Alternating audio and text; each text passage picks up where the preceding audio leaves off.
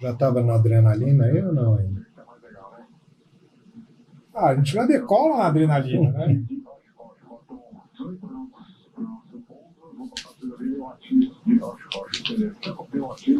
O ATIS é uma informação gravada, né, que fica sendo repetida, e dão as instruções do aeroporto Então, as ali, condições vento, né? meteorológicas, as instruções.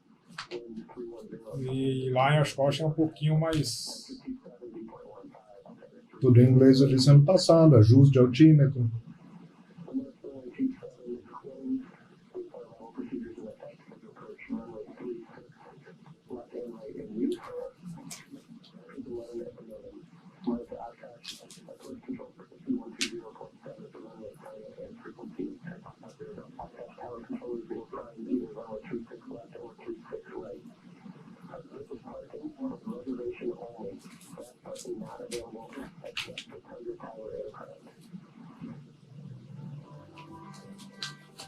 Tá servido?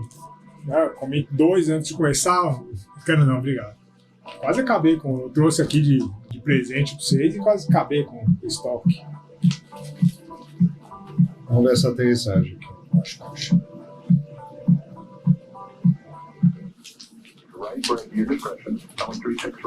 Ele ainda está falando com você ou está só falando?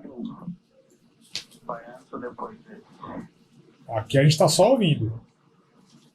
A gente está só ouvindo, monitorando no TCAS, que a gente tem aqui um TCAS, e procurando visualmente os aviões que estão os ali em aviões.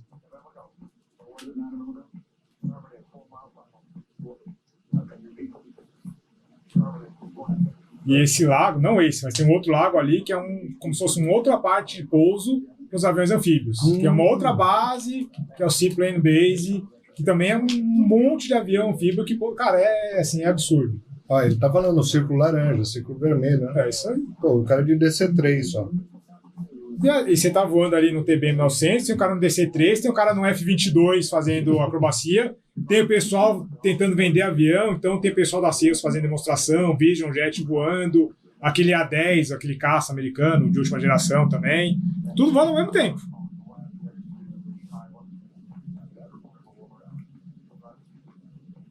Cara, o cara deve ficar louco lá no controle. Ó, aí fala, TBM branco e azul, fundo lá, que é aquele... Isso aqui tudo, cada pontinho desse é um avião.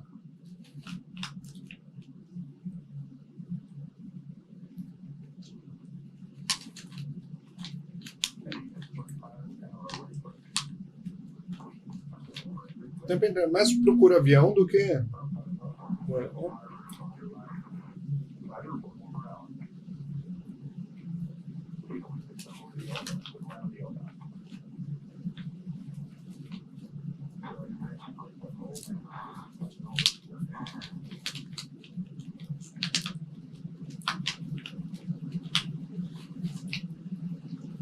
Acho que o pouso deve estar um pouquinho mais para o final.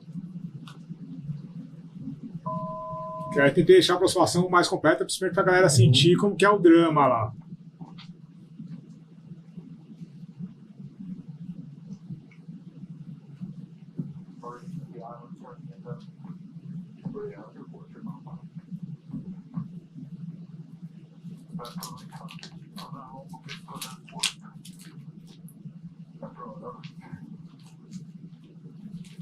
Você fez algum pousinho pro TBM?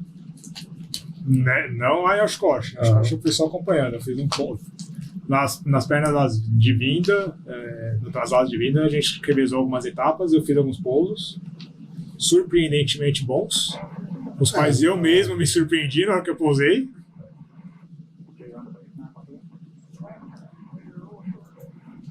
O modo avião tá falando aqui, é tão lotado em Oshkosh que dependendo tem que pousar nas taxiways. Me corrija se A taxiway estiver errado. também se transforma em pista, dependente de aeronave, elas também pousam em taxiways também.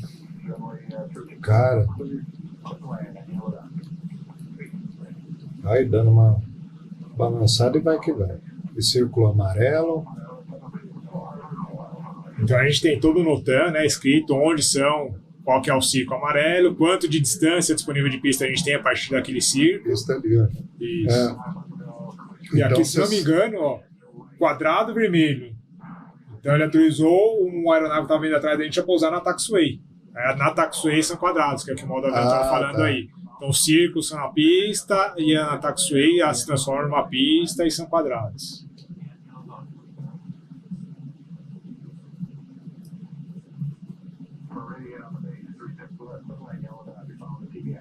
Olha lá, o cara que tá atrás de você. Meridian atrás da gente.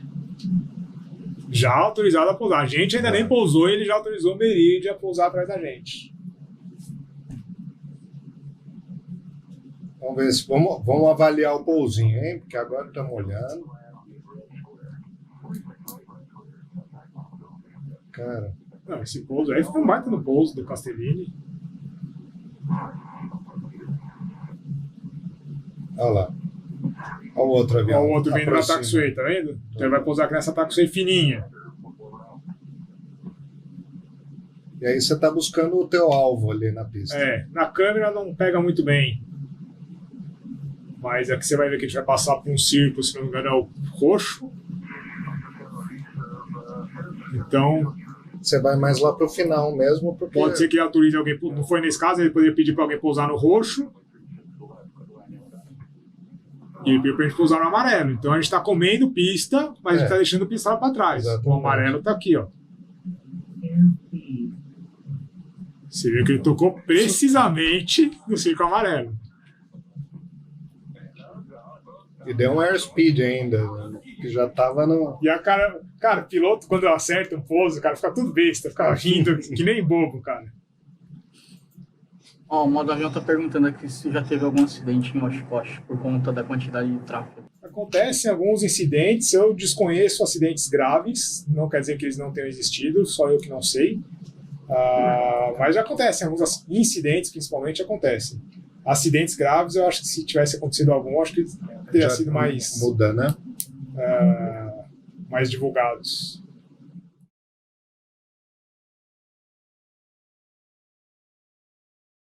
Qual que era... Como é que surgiu isso aí? Esse avião era um avião de um amigo meu, nós fizemos o curso teórico de piloto comercial juntos. Ele comprou esse avião e já havíamos voado várias vezes juntos, já tinha voado bastante com ele. E aí ele vendeu o avião. Só que ele vendeu para um cara da Argentina. Para sua felicidade. Pra minha felicidade. Quando ele primeiro ele falou, vendi o avião. Eu fiquei...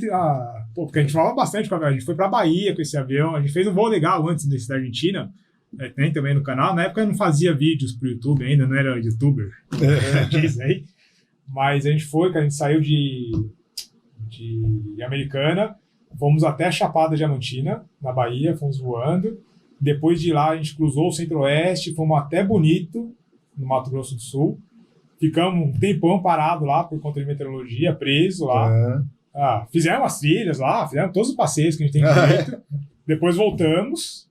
Então foi o primeiro voo longo que eu fiz nesse avião. Quanto tempo daqui até a Bahia, assim, não lembro. num avião desse? Demais. Mais ou menos só para impressionar as pessoas como o avião... 8, 9 horas, talvez? Não lembro. Cara. Por aí.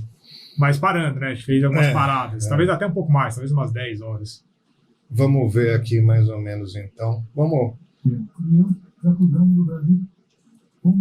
Esse aqui, nesse voo da Argentina, fala exatamente desse voo que eu fiz com ele para Bahia. Que a gente fez esse percurso. Bahia, Mato Grosso do Sul, Centro-Oeste.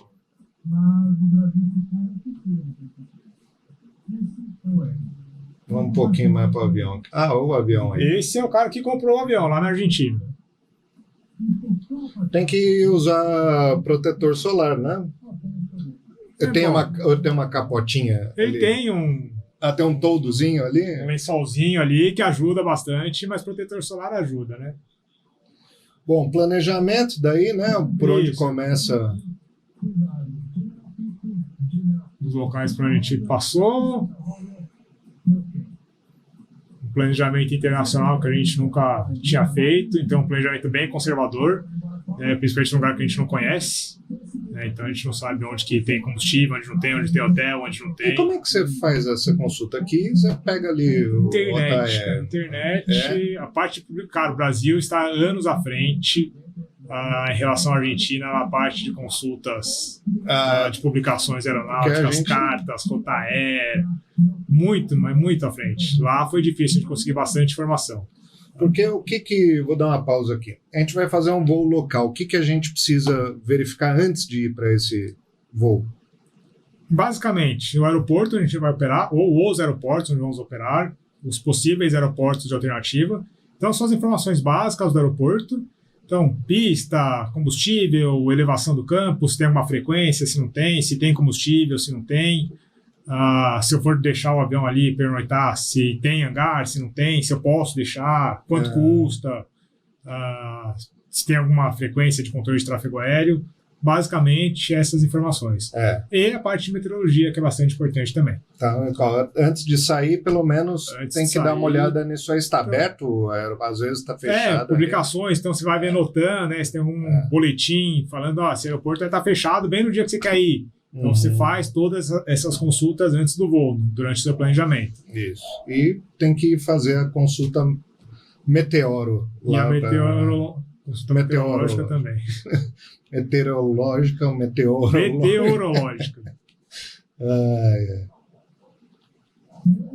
Então você fez tudo isso em cada trecho que você ia fazendo? Para cada trecho. Com uma dificuldade de estarmos voando num local que a gente não conhecia, que é a Argentina. A gente teve o apoio bastante do cara que comprou o avião. Ele era argentino, voava lá na Argentina, então ele ajudou bastante a gente nessa questão de planejamento.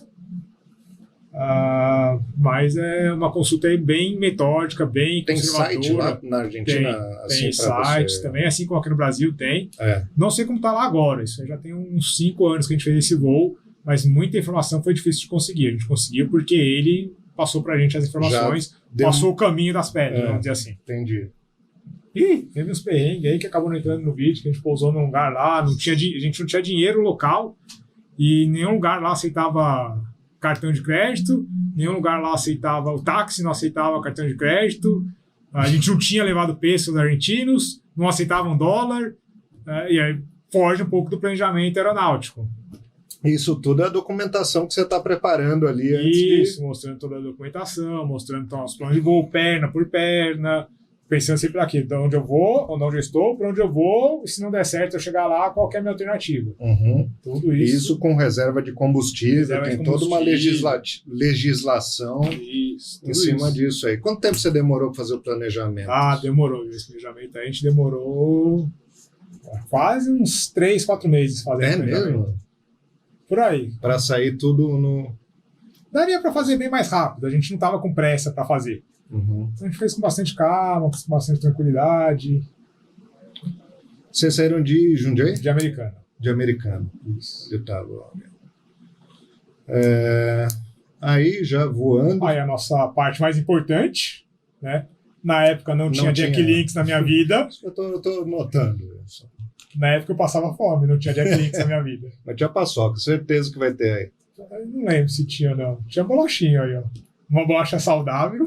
Nesfit. Os nutricionistas me amam. Bolacha. Ai, meu Deus do céu. Pasta de dente. Porque tem que ter depois de comer, né? Isso aí. Esse avião tinha piloto automático? Ele tinha piloto automático de um eixo, para manter a proa. Tá. Mas aí você fazendo esse voo em 2 pilotos, cada um assumindo numa etapa, e o pendurante estava se divertindo pra caramba. Então, assim, foi um voo bem legal de fazer. Então a gente não nos cansamos, por conta de calor, estava bastante quente, principalmente aí na região de Foz do Iguaçu. Mas não fomos cansados da pilotagem. Tá acostumado, né? Mas você vê que tá batendo aí um pouquinho. Em alguns lugares a gente pega um pouco de turbulência, aí tá uma meteorologia um pouquinho mais fechada. Na verdade, essa primeira perna a gente alternou, a gente ia para Londrina, a gente foi para Guarapuava.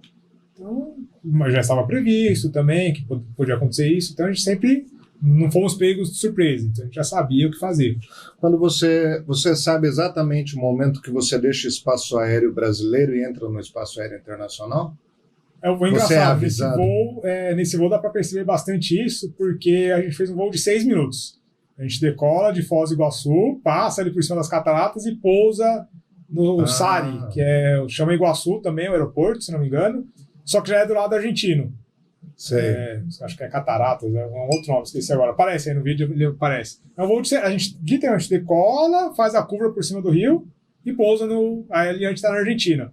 Aí vem o pessoal da Argentina, alfândega, vem o... Mas e na fonia, assim, ninguém falou pra você, você tá adentrando... Não, porque a gente já sabia que a gente ia cruzar por ali. Então a gente já sabia que... Só que assim, a gente decolou falando português e pousamos falando castelhano, né? Falando um espanhol, um inglês, sei lá que... Não foi o inglês e cal que você Quem tanto assiste estudou. esse vídeo vai ver que eu principalmente chamava em inglês e o pessoal me respondia em espanhol. Você sabe mais ou menos o momento aqui? Deve um pouquinho mais pra frente, já vai ter. Você me fala aqui, quente? Aqui, pode pôr mais pra frente aí, mas vai estar aqui no... Tô falando pra pôr a parte da azul. A parte da azul é a nossa decolagem de Foz do Iguaçu. Mais pra frente. Aí a gente tá em Guarapuava, abastecendo o avião. Aqui, ó. Aqui é a parte da... Ó, essa parte aqui onde tem o maior número de replay é aqui, ó. Se aumentar o volume aí, acho que você...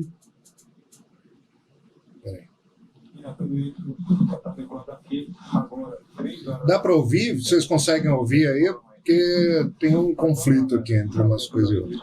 Precisa aumentar, vocês me falam, por favor. Esse é o azul.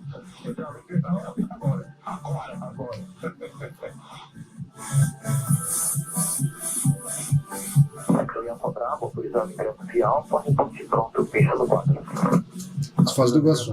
Isso é Foz do Iguaçu.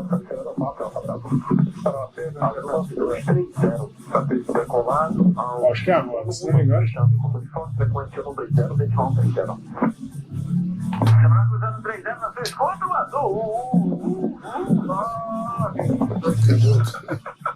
O cara mandou lá, fez uma gracinha na fonia, e de todo o vídeo, do voo inteiro, é o que o pessoal mais gostou. Foi o cara da Azul fazendo gracinha na fonia.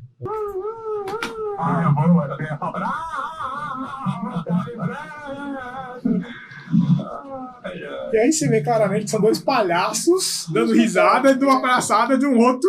E nem tava sob efeito Não estávamos ainda. de Jack Lynch. Então aqui, ó, a gente decolou um voo de 8 minutos. Desculpa, errei. 15 km, 8 minutos. Não foram 6, foram 8 minutos. Ó, o modo avião tá pedindo pra perguntar quanto esse avião pega de indicada. Putz, acho que se não me engano, acho que 130 de indicada. Indicada, a velocidade indicada é aquela que aparece no ponteiro ali do velocímetro. Isso. Ele não corresponde exatamente à A velocidade aerodinâmica, nem a velocidade de solo. Pode dar uma diferença. Indicada sempre. E essa foi a primeira. Vocês foram até? Até Neuquén, lá perto do Bariloche. Lá embaixo. Lá né? embaixo, lá perto de Bariloche. É longe. É longe. É.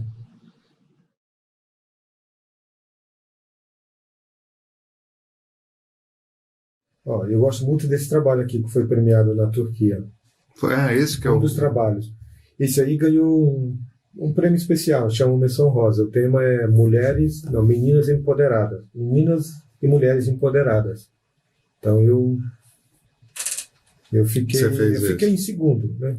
Teve o primeiro e eu fiquei em segundo. É isso que a gente está vendo. Um monte de homem numa mesa ali, numa reunião. A porta de entrada fechada, né? E a cadeira aqui do diretor. Quem é uma mulher, mas a porta está fechada, então ela está abrindo caminhos, ela está. Então, a ideia é essa, né? Legal. Mostrar que a mulher está sempre buscando seu espaço, né? Esse da Turquia? Esse foi o que você ganhou, o prêmio da Turquia? Ou não? Não, eu ganhei 3 prêmios. Né? Nesse ano eu ganhei 2 prêmios na mesma edição, que foi isso aí, um prêmio especial e o 3º lugar.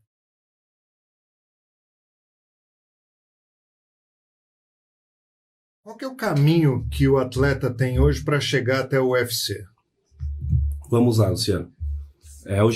Hoje temos aí essa marca aqui, ó, Jungle Fight. Sim.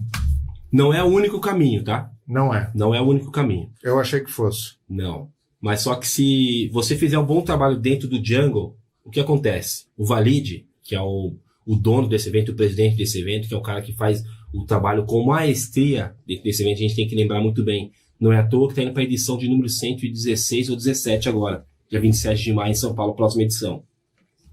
É um cara que a maioria dos atletas dele luta dentro do maior evento do mundo, que é o UFC. Entendeu? Então, se você faz uma luta no Jungle boa, se você faz 2 lutas no Jungle boa, você já automaticamente, é o que o Walid fala assim, ó. Se você lutar, ele fala exatamente isso. Se você lutar amarrando e vencendo, você não volta para o meu evento.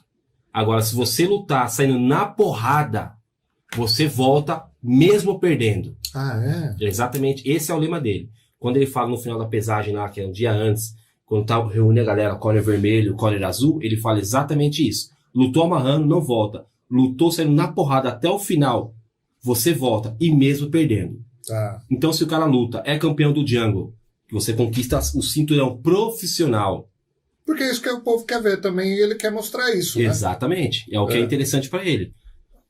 Nós somos um produto, entendeu? A gente é um produto. E o produto dele, ele vende também. Ele vai vender lá fora. Combate e tudo mais. Exatamente. Ali, né? Então, se o cara é campeão, às vezes o cara já é campeão, ele já vai lutar lá fora, coisa que aconteceu com o João Dantas. Foi campeão, assinou com o Bellator lá nos Estados Unidos. Vai lutar o Bellator, nem defendeu o cinturão.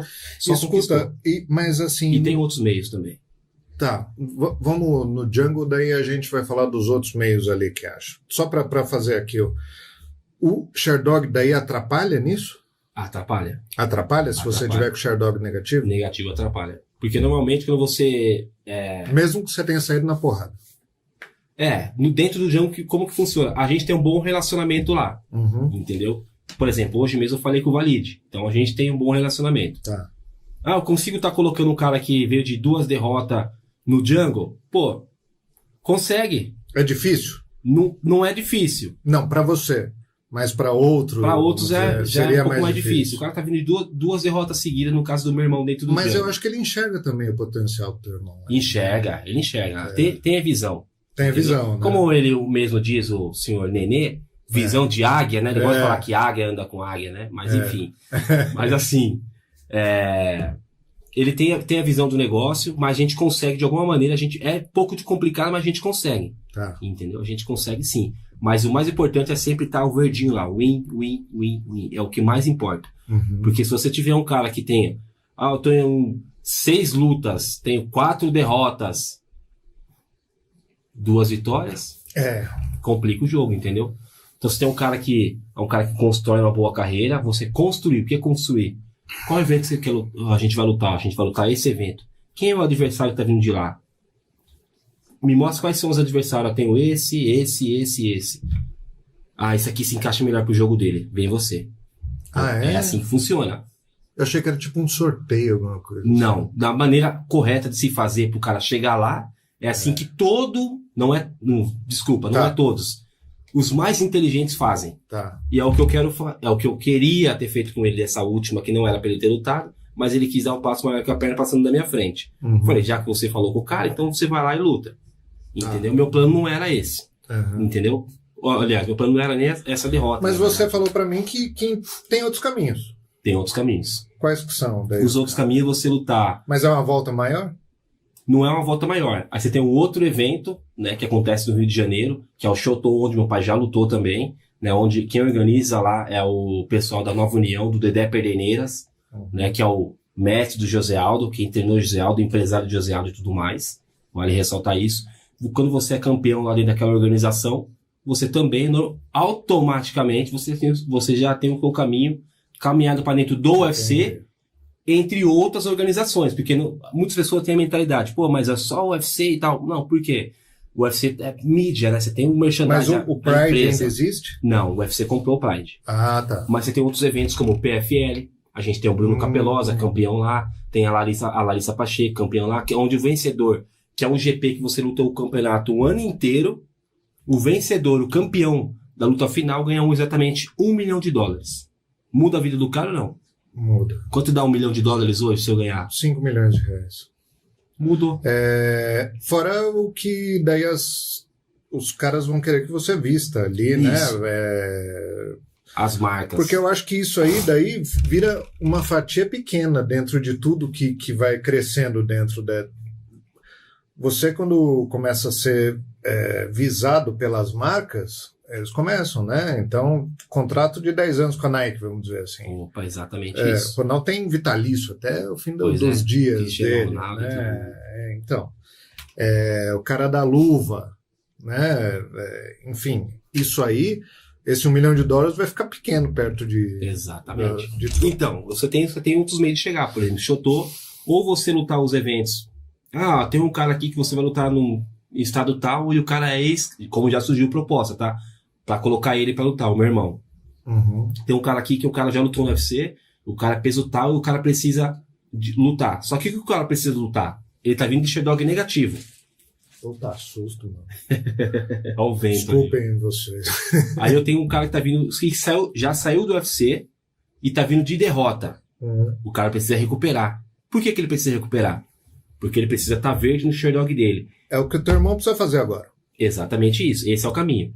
E para ele ficar verde no Sherdog dele, essa vitória que ele ganha do meu atleta pode fazer ele voltar pro UFC de novo. Se eu ter um vermelho já é ruim, imagine 2 seguidos. 3, 4. Então, daí acabou. Complica o jogo. Complica. Entendeu? Então você tem que fazer o trabalho correto. Então agora o trabalho é arrumar a escadinha. É reformular. Exatamente, Luciano. Exatamente isso. Entendi. Então eu falei, você e não onde que você arruma a escadinha? No brasileiro de kickbox? Você arruma? Não, o kickbox já é outra modalidade, né? Fora do MMA. Não conta para o Sherdog. Não conta pro Sherdog. Vamos começar pela Flox, minha amiga Sara Lima. Flox Decor Homestaging. Deixa eu dar uma maximizada aqui. É isso, é o seguinte. Flox tem uma técnica que chama homestaging, né? Ou seja, se você tem uma casa, um apartamento, alguma coisa assim, precisa vender, em vez de ficar pagando IPTU ali para um imóvel parado e vazio, né? Ela ocupa esse imóvel para você com móveis cenográficos, móveis próprios ou móveis alugados até, né? Para criar uma ambientação ali, um imóvel vazio, ele parece menor sempre, sabe? Então, a Flox tem tido muito sucesso com esse tipo de abordagem aqui. Então, e são móveis cenográficos muitas vezes. Então, um sofá ali que você vai ver é de papelão, uma cama ali é de papelão, entendeu? Então, não fica caro e você vai vender esse móvel muito mais rápido. Tem aqui um dizer, a casa que você mora não é a casa que você vende. Isso é sábio, hein? Pense nisso. Entre em contato lá, Flox Decor Homestaging, dá uma olhada nos trabalhos da Sara ali, muito legal no Instagram. Entre em contato com ela, 996360048.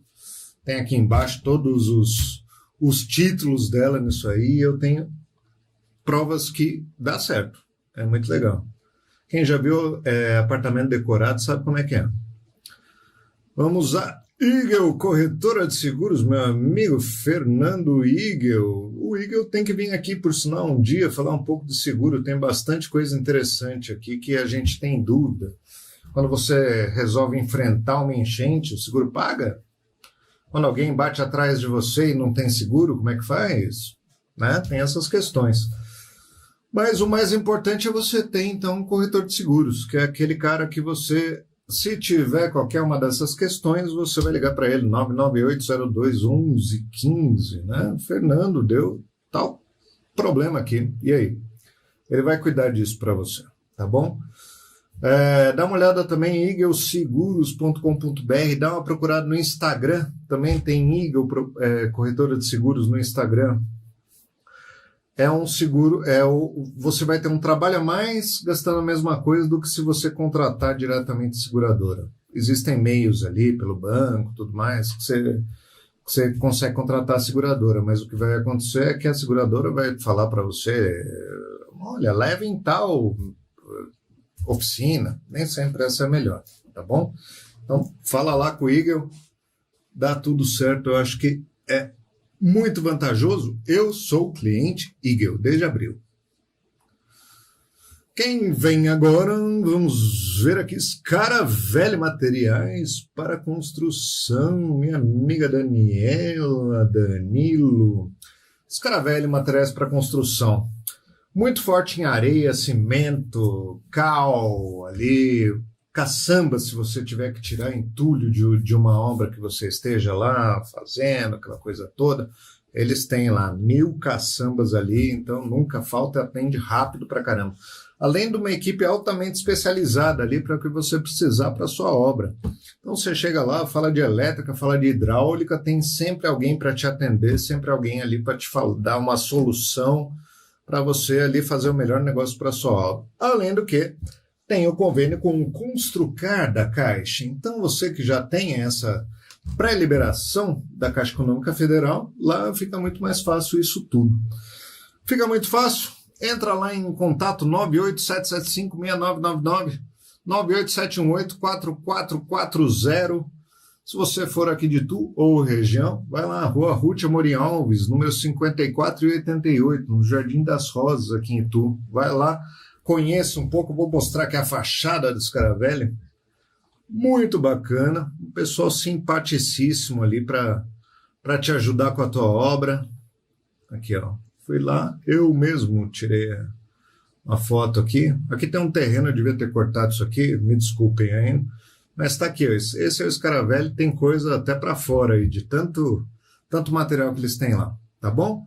Então precisa recolher entulho, fala lá com eles, 40225236, ou então, vamos de novo falar aqui no WhatsApp.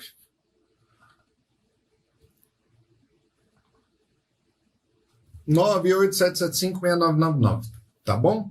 Obrigado, Scaravelli, seu Zé, Daniela, Danilo, valeu. Tamo junto. Quem agora? Baby das bebidas, o rapaz que é responsável por essa cervejeira aqui estar sempre abastecida. Olha que beleza. Então, Heineken, original, água Lindói, água com gás. O Sérgio gosta muito das águas com gás que vem lá no bem, então é isso aí. Nosso amigo aqui também tomando uma água com gás cristal aqui. Muito obrigado, baby. Se você precisar fazer uma pequena reunião, pode chegar, Vitor. Se você precisar fazer uma pequena reunião, qualquer coisa assim, e fique à vontade aí. Não só eu falando aqui. E precisa um churrasquinho, alguma coisa ali, Baby das bebidas atende você, entendeu? Agora, se você precisar de uma coisa muito grande, atende também. E com o melhor preço de Heineken, original e Corona aqui da região de Itu, tá? Você consulta ele antes, tem umas áreas ali que às vezes não dá para atender, às vezes choveu muito, enfim. Mas sempre consulta ele, 997984878, faz um orçamento. E você que tem uma cervejeira igual essa minha aqui, ó, ele tem um contrato ali para manter sempre cheia a sua cervejeira com o melhor preço da região. Olha lá, precisar, tem geladeira aqui, tem o gelo, tem a cerveja, tem a bebida quente, tem tudo aí, tá bom? Fala com ele lá que dá negócio, tenho certeza. Degustar Buffet, minha amiga Rose, põe lá degustar.buffet no Instagram, você vai conhecer todo o trabalho dela, ela está trabalhando aí nesse final de semana. Se você quiser fazer um orçamento, entra em degustarbuffet.com.br, fala lá o tamanho do seu evento, o que você quer para o seu evento, se é um evento de 1000 pessoas, se é um evento de 5 pessoas, que ela atende os dois tipos de evento, tá bom? Quer uma tábua de frios, quer um buffet como gigante, ela... bem isso aí. Quem viu o nhonho que veio aqui, viu a mesa que ela aprontou aqui para nós. Valeu, Rose. Tamo junto. Então é isso.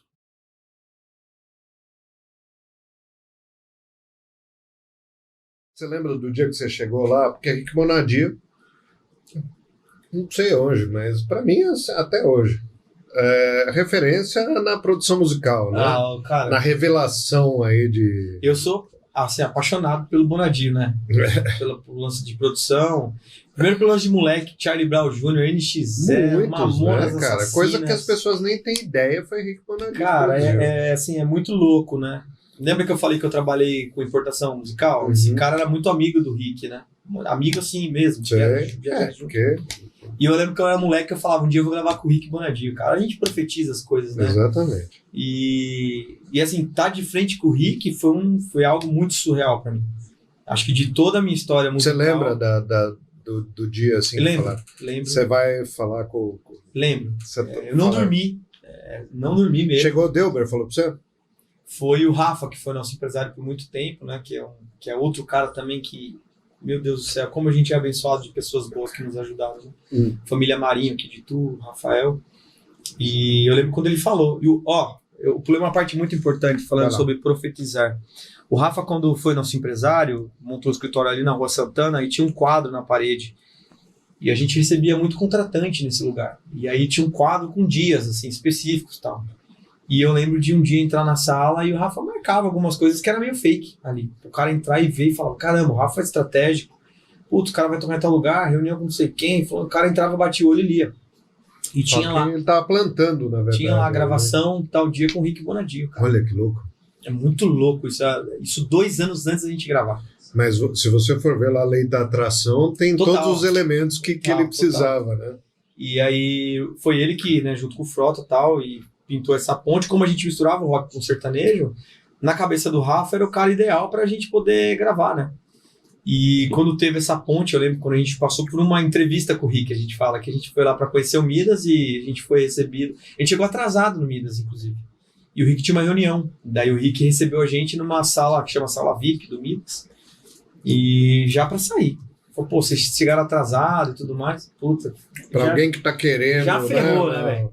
Aí ele falou, cara, eu escutei o CD de vocês, mas eu não achei nada demais. E eu não vi nada de rock com sertanejo. A gente falou, a gente mistura rock com sertanejo. Ele falou, tá Batista.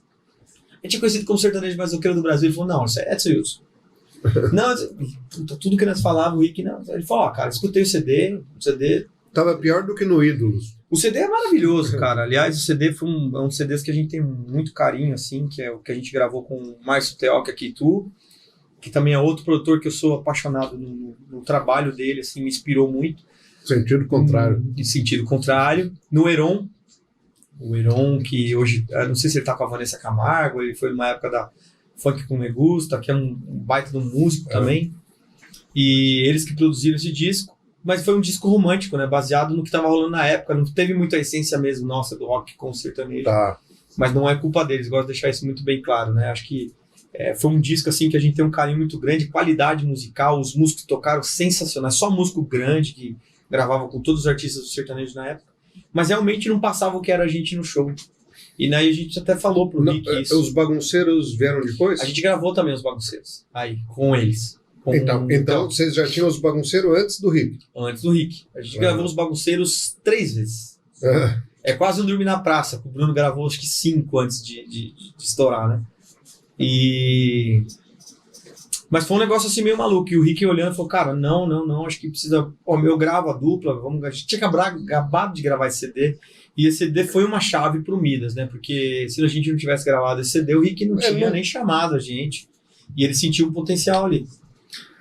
Não da maneira que... Não da maneira que talvez tivesse, uma coisa mais camuflada ali. Mas a gente, quando começou a falar pro Rick o que era a gente, ele falou, cara, isso não tá no CD. Eu preciso, mas vamos lá, eu vou gravar vocês. Bacana. Assim, ele foi um cara aberto ali. Né? E aí a gente falou, ó, vou chamar o meu brasileiro, que é o Elinho, cara, que é outro cara que também era presidente da gravadora na época.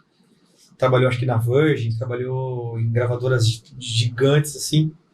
Chamou o Elinho pra sentar com a gente pra resolver. E eu lembro que ele sentou com a gente lá, o Rick foi embora e falou, resolve aí, vamos gravar, vamos fazer umas 5 músicas, tal, e beleza. Pra mim ali já tinha broxado totalmente, porque eu falei, cara, a gente só vai gravar aqui. Como qualquer outro artista pode vir pagar e gravar. Vocês não eram bancados pelo Rick, né? A gente não entrava na gravadora, a gente só tava pagando pra ele ser produzido pelo Rick Bonadio. Entendi. Vocês tinham que pagar o Rick também? Tinha que pagar pelo valor da gravação.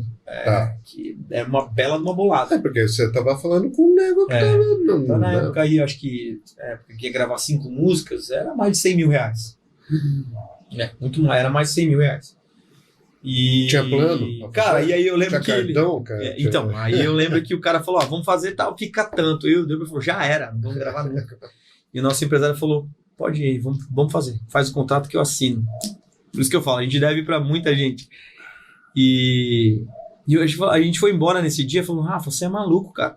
Como é que a gente vai fazer um negócio? Ele falou, irmão, o Rick vai conhecer vocês.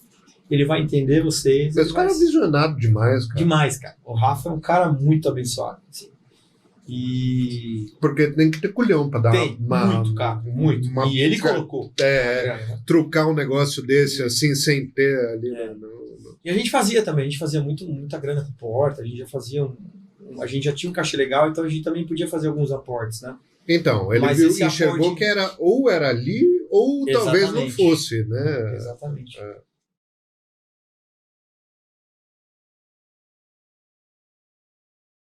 Crime hediondo é o quê?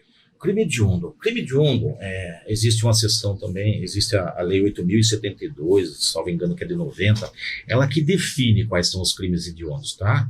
Então vamos supor, o homicídio qualificado. O homicídio qualificado, a lei define ele como hediondo. Homicídio simples, não. Existe, vamos supor... Mas o hediondo, para mim, quer dizer um negócio horroroso. Assim, horroroso. A torpeza, a emboscada, a traição. É um grau que é um grau reprovável. Reprovável. Então, é um grau que define ele como um negócio horroroso.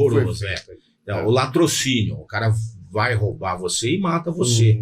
Definido como hediondo. O tráfico de drogas é definido como hediondo. O tráfico de drogas?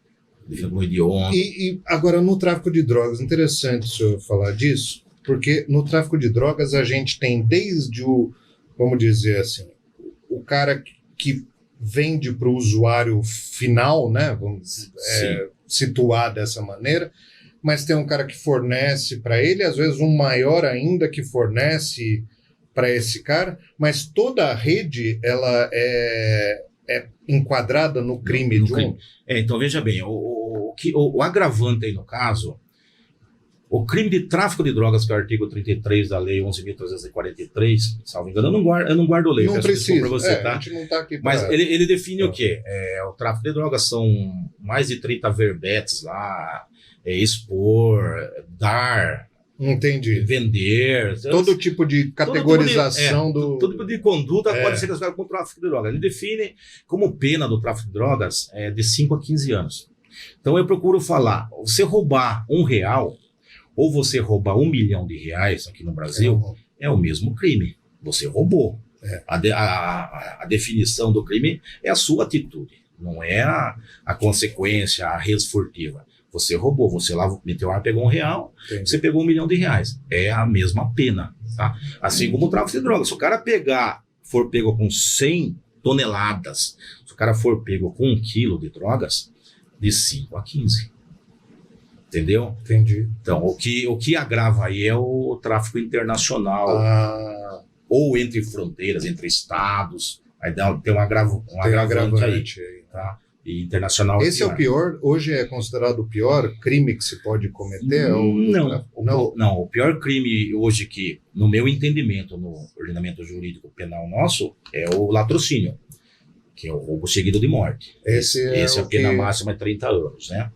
Então, normalmente o juiz dá 30 anos no latrocínio. Só que tem uma série de fatores que ele matou e foi condenado a 30 anos, mas em 10 ele saiu para responder em liberdade. Entendeu? Aí, transitada em julgado a sentença, a gente chama transitada em julgado, quando não cabe mais recurso para o réu. Vamos supor, ele tomou 30 anos, apelou, foi para o Tribunal de Justiça de São Paulo, manteve, foi para o STJ, manteve, foi para o Supremo, manteve. Aí vai ter uma hora que... Mas o Supremo chega a analisar um caso desse, assim, individualmente? Chega. Se não der repercussão geral, se não for uma matéria que está afetada pela repercussão geral, repercussão geral, o que é? É quando muitos processos, muitos recursos no mesmo sentido. Sei. Aí o que se faz? Suspende tudo, vamos julgar 1 ou 2. Tá. Aí o que decidir aqui vai repercutir nos demais. Se não tiver afetado pela repercussão geral, chega a decidir sim. Chega lá no Supremo. Interessante isso. Entendeu? Aí, mas só para concluir. Tá. Então, quando não cabe mais recurso, transita em julgado a sentença. Tá. Se o réu tiver preso lá desde o cometimento do fato, que ele já tiver preso e ele não conseguir a soltura dele, já considera como um pagamento da pena. Ele está pagando a pena aos 30 anos lá, independente de Foi julgado depois de 2, são 28. Isso. Tá. Então, aí vai computar a pena final e vai fazer a progressão de regime para ele. Entendeu? Os crimes hediondos, por exemplo. crime hediondo, sou réu, ele é primário, de bons antecedentes, nunca teve problema nenhum com a justiça, não é residente específico no crime de tráfico de droga, ele vai cumprir 2/5 da pena. 30 anos divide por 5, vezes 2, são 12 anos. Ele vai cumprir 12 anos, ele vai progredir de regime para o regime semiaberto. Se ele tiver bom comportamento, tem essas... Esses 12 anos, se ele trabalhar lá dentro, se ele estudar, se ele fizer curso, essas coisas. Esse é o bom comportamento. Isso vai diminuir esses 12 anos. Porque cada 3 dias trabalhado, computa 1 na pena, né? Diminui 1 na pena. Tá? Então, calcula que o cara vai sair aí com uns 10 anos. De 30 a 10. Ali.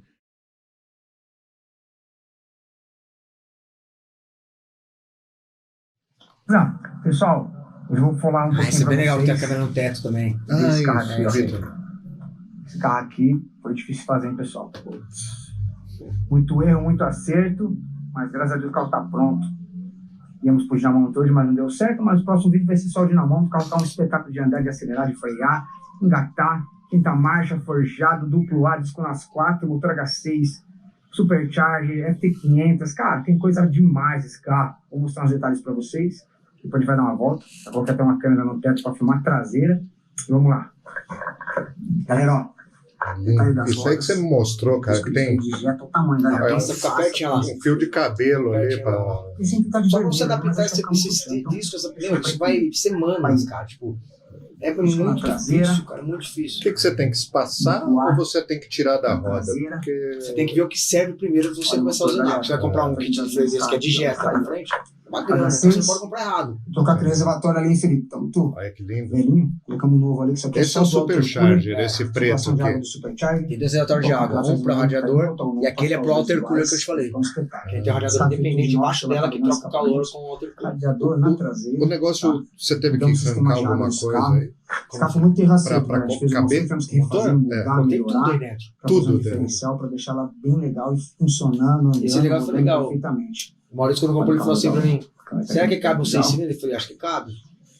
Aí tirou umas medidas, foi com a trem lá em São Paulo, comprou o motor. Aí foi: se não couber, eu falei: meu, vai ter que caber, cara.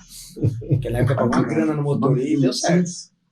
Os bancos de Mercedes. Olha, cara. Não, tá muito bem feito esse carro. A tapeçaria você fez também? Essa tapeçaria foi feita de tudo. Olha as entradas de ar, tudo da Mercedes original. FT500, alavanca EMP, sedador eletrônico, pedaleira suspensa, freio hidrovácuo, embreagem hidráulica. Tem coisa demais, cara. É carro legal, galera. Legal demais, né? Bora lá dar uma volta nesse carro, como ficou? Fiquem ligados aí. Galera, então, vamos abastecer ela. O ronco desse carro é incrível. Pessoalmente é demais, né, o ronco? É que o microfone não capta, cara. O que eu ouvi lá. A realidade do som. O que é isso aqui? É um leitor de sonda de mistura de combustível. Da Fiotec. Mas pra vocês sentirem como é que é o traque do carro. Esse o cara de moto quase caiu ali do lado, só com as pessoas não barulho. entendem, Você pira, você encosta o PA. E a rotação? Aquilo é rotação? Em cima é.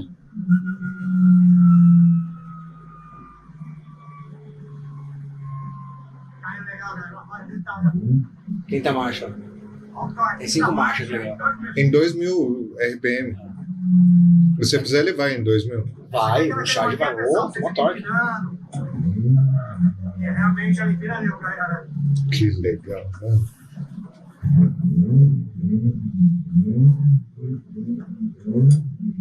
Agora o torque, viu? Lá na frente, só acelerar. Olha a frente, pessoal. Se liga, só no torque, ó.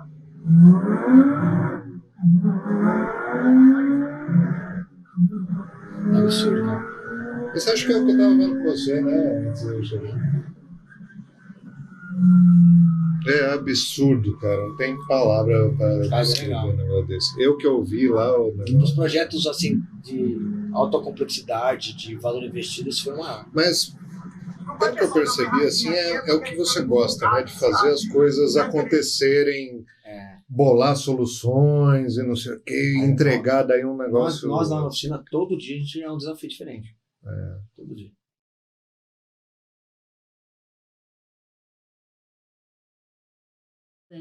Conta a história. Ah, é brincadeiras, né? De amigos. Que mais? Era um churrasco, tipo... E aí, na tarde, um amigo meu brincou comigo uma algema que tava quebrada. Fechou um braço meu e eu não achava a chave. Aí fui caçar gente que tinha uma chave universal para poder abrir. Você estava num churrasco? Não, isso eu tava numa conveniência. Ah, com uma algema pendurada no braço. Escondendo, e os meus amigos, não, porque a gente vai chamar a polícia pra você, hora que você pegar do seu carro e andar. E eu, naquele desespero, eu falei, eu falo, meus amigos, né, não basta meu irmão, meus primos, pessoal dos MIG do Airsoft, sempre tem alguém pra ferrar a gente, né? E aí eu tive que ir num bico de um amigo meu pra ele abrir a algema pra mim. Uma vergonha, né, gente, isso, mas... Você teve que ir no quê? No bico que um amigo meu tava fazendo, porque ele tinha uma chave universal, que essa daqui, tipo, ia jogar fora, né? Nem tinha ele mais... Ele tem uma micha de algema. Assim. Alguma coisa assim. Não sei o que é, mas é uma chave universal que ele tem, que abre outras algemas. E aí, fiquei lá e tal, guardei a algema, e à noite a gente tinha um churrasco da galera. Eu falei assim, pois bem, eu vou devolver na mesma moeda. Vou lá, vou tacar no braço dele e vou algemar ele. Só que no momento lá, né, tipo, olha o meu tamanho, o cara era um brutamonte, né? Ele na churrasqueira, eu falei, o outro, né, vai que agora. Aí burra foi, né?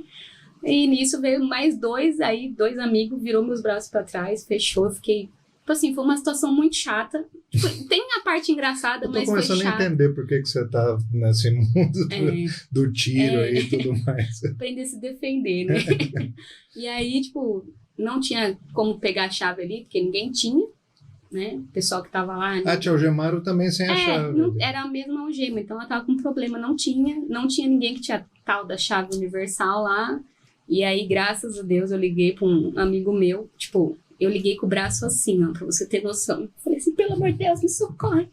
Foi bem essa situação. Deram comida? Não, me deram ódio, que eu nunca senti tanto ódio na minha vida como aquele dia. E aí, me levaram de carro até a casa do meu amigo. E aí ele abriu a algema pra mim e falou assim, porra, Dai. Falei, chega, né? Falei, chega, não vou mais aprontar.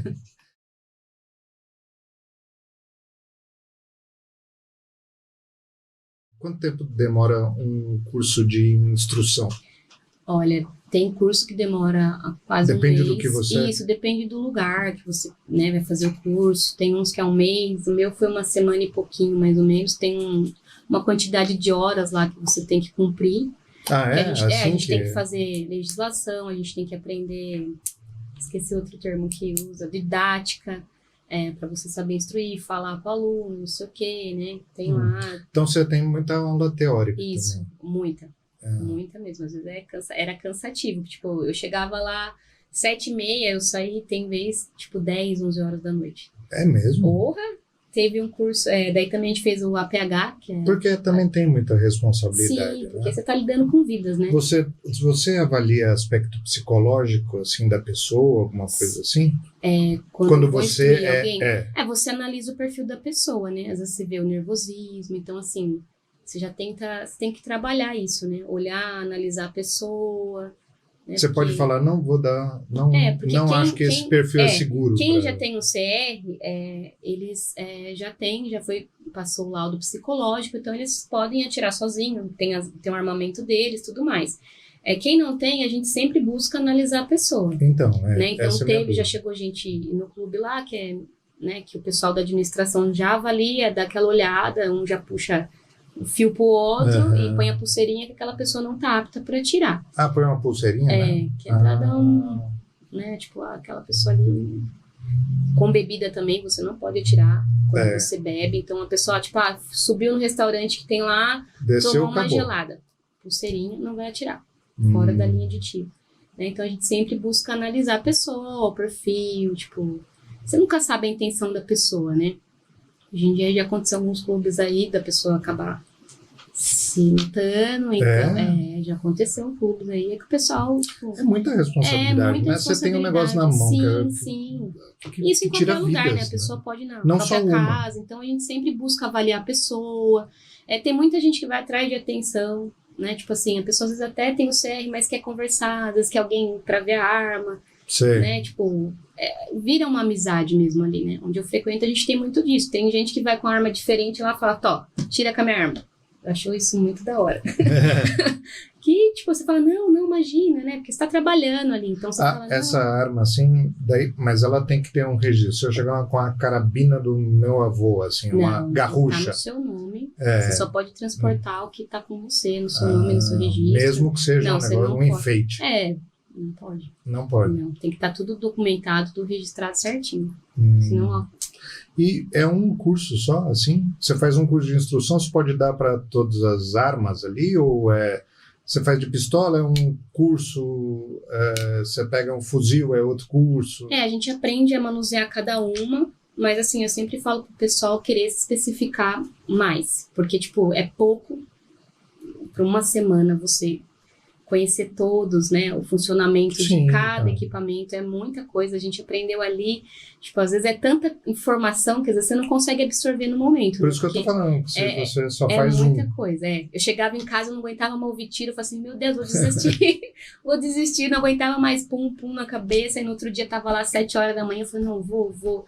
E assim, eu tive muito incentivo, a galera lá, tipo, o pessoal que é lá do clube, tipo, me incentivou muito. Né? Porque falava, não, você vai conseguir, porque eu tinha esse negócio, falei, não vou conseguir. Era sol, porque você fica às vezes treinando no sol, dando tiro, e o sol matando lá na sua cabeça, e você suando, tipo, tem que acertar os alvos, você tem que... Pra você ser instrutora, você tem um... Sim, tem uma avaliação, tipo, tem várias etapas que você tem que fazer, a gente fez tiro noturno, tipo, fez N situações lá. Daí deve ser mais rigoroso até do que a situação comum, né? Sim. Tipo, a gente tem que acertar o alvo, tem que fazer isso, tem que fazer aquilo. O APH também a gente tem que ir bem, que é o atendimento pré-hospitalar, para você socorrer numa situação, tipo, o cara tava manuseando a arma, sei lá, tirou na mão. Ou qualquer situação a gente tem que aprender a socorrer muito mais a do que apenas explicar como é que você faz para dar um tiro no alvo. É muito mais do que você chegar a pessoa e falar, a mira ali faz assim, faz assado e tal. Então, por isso que eu falo, é um negócio que, tipo, abrange muita coisa. Então, acho que é muito mais norma de segurança do que exatamente... na questão de segurança eu sou bem mais chata, né? Eu sempre até, às vezes, fico de fiscal de pista ali, tipo, fico olhando, né, o que o outro tá fazendo. Até quem já tem o CR, a gente tem a instrução de sempre estar analisando a postura, ver e tal. Porque tem isso, às vezes o cara tá conversando com o outro cara do box, não, a arma tem que estar apontada pro alvo, fria e tal, não é para manusear fora do local ali adequado. Então, o meu chefe, eu chamo ele de chefe, mas ele é bem rígido nessa questão de segurança, né? Pra não acontecer nenhum risco, porque não pode ter uma tragédia, dois palitos. E principalmente, assim, quem vai atirar a primeira vez, tem sempre essa mania do acertou. Meu, isso dá um gelo no coração. Mas você sempre, tipo assim, a gente sempre busca estar do lado da pessoa. Então, quando a pessoa já vai, você já, controle de cano, dedo fora do gatilho, então é sempre a gente tem lá, dedo fora do gatilho, dedo fora do gatilho.